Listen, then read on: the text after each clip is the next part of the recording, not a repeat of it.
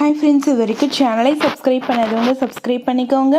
சிறுகடிக்க ஆசை serial new promo என்னென்னு பார்க்கலாம். முத்து ரொம்பவே கோவமாக இருக்காங்க அருண் மேலே. அருணோட வீட்டில் உட்காந்துட்டு இருக்காங்க. கரெக்டாக அருண் வந்துட்டு வீட்டுக்கு வராங்க. சீதா எங்கே இருக்க அப்படின்னு கத்திகிட்டே இருக்காங்க. அவள் எதுக்காக இங்கே இருக்க போகிறான், அவள் எங்கள் வீட்டில் இருக்காடா அப்படின்றாங்க. என்ன சொல்கிற நீ அப்படின்னு கேட்குறாங்க. ஆமாம், இங்கே எதுக்காக அவள் இருக்கணும், அவள் எங்கே இருக்கணுமோ அந்த இடத்துல இருக்கா அப்படின்றாங்க. அதை கேட்ட உடனே பயங்கரமாக கோவப்படுறாங்க. நீ யார் சொல்லி அவள் அங்கே போனா, எவ்வளோ தைரியம் இருக்கும் அவளுக்கு அப்படின்னு சொல்லிட்டு செம்மையாக கூப்பிட்றாரு.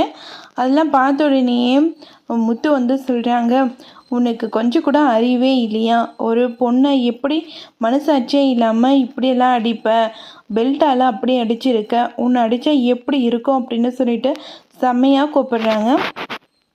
அதெல்லாம் பார்த்த உடனேயே எதுவுமே பேசாமல் அமைதியாகவே இருக்காங்க அருண்.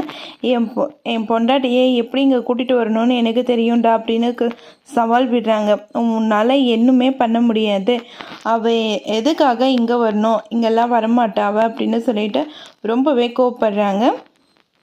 அது கேட்ட உடனே முத்து வந்துட்டு சொல்கிறாங்க, அவள் அங்கே தான் நிம்மதியாக இருப்பான், எங்கள் வீட்டு பொண்ணு எங்கே இருந்தால் நிம்மதியாக இருப்பாளோ அங்கே தான் இருப்பான் அப்படின்னு சொல்கிறாங்க. அதெல்லாம் கேட்டுட்டு ரொம்பவே கோவப்படுறாங்க அருண். இன்னொரு பக்கம் பார்த்தோம்னா சீதா ரொம்பவே ஃபீல் பண்ணிக்கிட்டு இருக்காங்க.